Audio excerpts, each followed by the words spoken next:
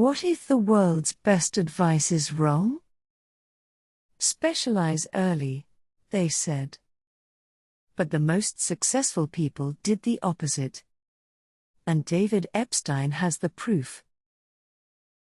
David Epstein spent years investigating a puzzle that haunted him.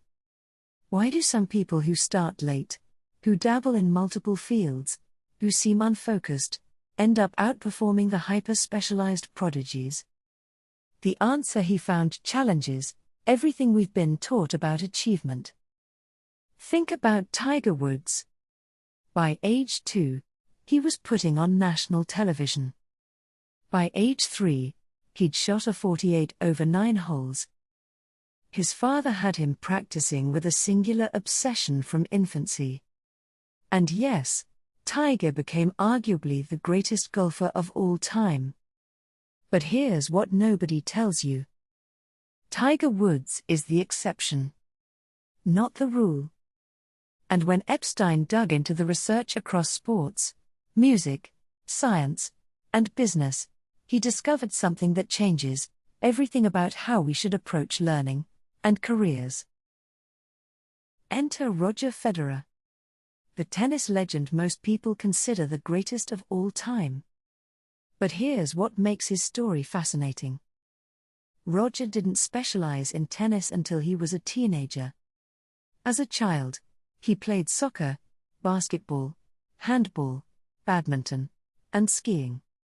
His mother was a tennis coach, and she deliberately refused to coach him. She wanted him to explore, to play, to sample. And this is where it gets powerful. When researchers studied elite athletes across dozens of sports, they found something remarkable. The athletes who eventually reached the top almost always went through what scientists call a sampling period.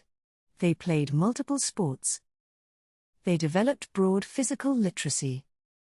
They discovered what they loved through exploration, not through being told what to master. The early specializers often burned out. They got injured. They quit. The samplers found their passion and kept going. But here's the real insight. Epstein introduces a concept that will change how you see the world. He calls them kind versus wicked learning environments.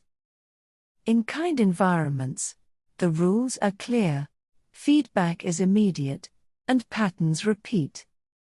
Chess is a kind environment. So is golf. The board never changes. The hole is always the same distance. 10,000 hours of deliberate practice actually works here. But here's the twist. Most of real life is a wicked environment. The rules are unclear, or don't exist. Feedback is delayed, or misleading. The same approach doesn't work twice. Business is wicked. Relationships are wicked. Most careers are wicked. And in wicked environments, narrow expertise becomes a liability. What the author reveals next is brilliant. The people who thrive in wicked environments aren't specialists. They're integrators. They're people who can pull knowledge from multiple domains and apply it in novel ways. But the most important lesson is this. When researchers studied Nobel Prize-winning scientists, they discovered something that shocked the academic world. These elite scientists were 22 times more likely than their peers to have serious hobbies outside their field. They painted. They acted. They wrote poetry. They played instruments. One Nobel laureate in physics was an accomplished bongo drummer. Another was a skilled artist. These weren't distractions from their greatness. They were essential to it. Think about that for a second. The highest achievers in rigorous scientific fields succeeded partly because they didn't just do science. And Epstein found this pattern everywhere. In technology, Nintendo created the Game Boy by hiring a maintenance worker named Gunpei Yokoi. He wasn't an electronics engineer. He understood old, simple technology, and found new uses for it. He called his approach lateral thinking with withered technology, using what already exists in ways nobody imagined. The wisdom deepens when we consider what happens when we ignore this truth. Epstein documents case after case of catastrophic failure caused by hyper-specialization. NASA engineers became so locked into their narrow expertise that they ignored warnings about the Challenger space shuttle.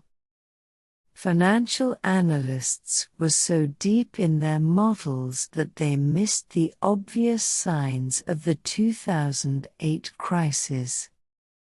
Doctors specialized so narrowly that they couldn't see patterns across systems. But everything I just told you, that's just the setup. Here's what makes this book genuinely transformative. Epstein isn't saying specialization is bad. He's saying the timing matters enormously. And for most fields, for most people, in most of the modern economy, premature specialization is the real danger. The world is becoming more wicked, not more kind. Artificial intelligence is replacing predictable specialized tasks. The jobs that remain require exactly what generalists do best. And this is how you apply it. The practical wisdom in range comes down to several principles you can use immediately. First, embrace short-term inefficiency for long-term gain. The sampling period feels like wasted time. It isn't. Second, learn to drop your tools. Epstein tells the story of firefighters who died because they wouldn't abandon their heavy equipment when running from flames. Metaphorically, we all carry tools, expertise, and identities that we refuse to drop even when they're killing us. Third, cultivate your outside view. Specialists see problems through their narrow lens. Generalists can step back and see the whole system. What would you have done if you'd spent 20 years mastering something that suddenly became obsolete? Fourth, think about your match quality. This is Epstein's term for the fit between your abilities, interests, and your work. Generalists have higher match quality because they've sampled enough to know what truly fits. What comes next will change how you think, forever. The deepest insight in range is about who you are, and who you're becoming. Epstein argues that we shouldn't plan our careers around our current interests, because our interests change. Research shows that people consistently underestimate how much they'll change in the future.